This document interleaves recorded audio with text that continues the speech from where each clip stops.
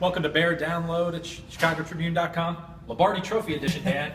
We won it. It's all over. It's been about 29 years since they brought this thing in the building, and they're looking for another one this year. How about that? All right, Bears are getting ready to go down to Carolina on Sunday, play the Panthers.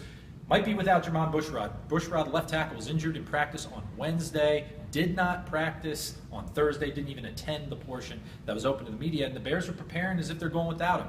And we saw Michael Ola, who has played left guard in place of Matt Slauson the last 3 weeks. Saw him at left tackle during the open portion of practice.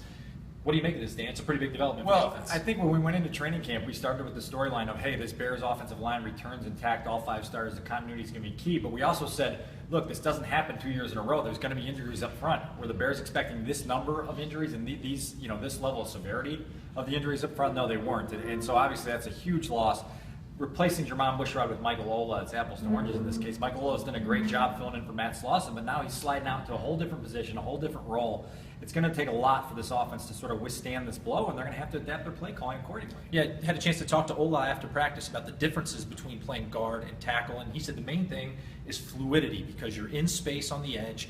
A defensive end doesn't have to be as gap conscious as he does inside. So Ola understands that his feet are going to have to be smooth. He's going to have to be able to anchor, hands ready to fire. It's a different challenge. Well, and your hope also is that Matt Slauson is good enough not only to play on Sunday but to last, because if he's not, now all of a sudden you're juggling a lot of different pieces. You may have, Roberto Garza, another factor in this. Sure. Where does everybody play?